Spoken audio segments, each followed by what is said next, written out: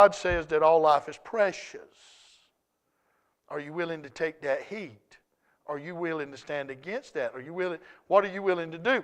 Or you can say, well, we're just going to go along with the crowd, and it doesn't matter who lives or who dies, long as I'm good. Okay? And that's the same thing with each one of those things that come up in our lives or come up in our society. Am I willing to stand in the gap? Well, Naboth said, no, I'm not selling him a vineyard. I'm sure at that particular moment, he had no idea to the lengths of which the people would go.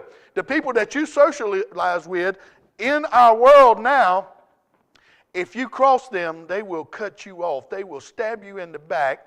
They will do everything to malign and hate you.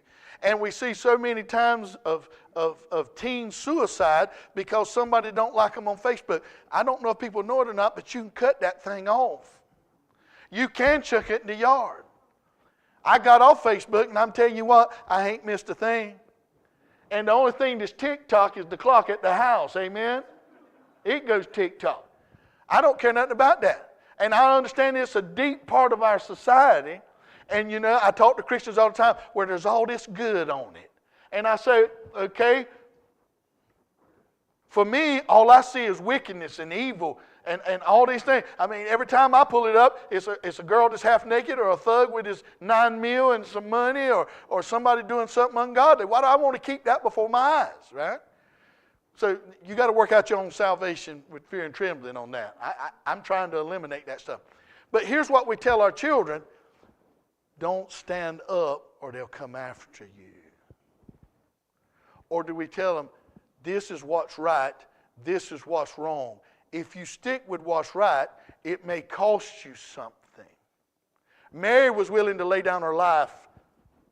Okay? Esther was willing not to go with her people, but to go and follow this lady wherever she was going. Ruth was. Esther was willing to go before the king and die. To do the right thing. Paul himself was beaten and all these things happened to him until finally he was martyred. And those are the first century church. And they knew if they stood up and preached and taught that they could be beaten or killed, and they did it anyway. Where does that come from? Doing the right thing. Okay? Let me go ahead and try to get done with this. Verse 11, and the men of the city, even the elders and nobles who were the inhabitants of the city, did as Jezebel had sent unto them. They chose evil over good, and as it was written in the letters which they had sent unto them, they proclaimed a fast, set Naboth on high, and there came in 2 men, children of Belial, and sat before him, and the men of Belial witnessed against him, even against Naboth, in the presence of the people, saying, Naboth did blaspheme God and the king, and they carried him forth out of the city and stoned him with stones that he died. Now, we look at that and we say, that sounds kind of familiar, doesn't it?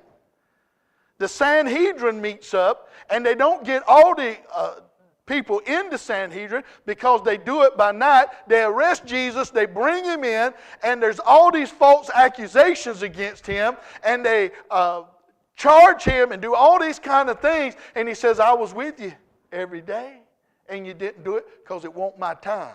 See, now it's my time. You couldn't do nothing to me that I told you you could. Now you can, right? And they were looking for any angle, and finally Caiaphas said, tell us your own self, because we can't get 2 witnesses. We can't do nothing. In other words, if Jesus would have just said nothing, they would have had to turn him loose by their own law. Right? No 2 agreed together. They went there. So Caiaphas said, tell me of yourself.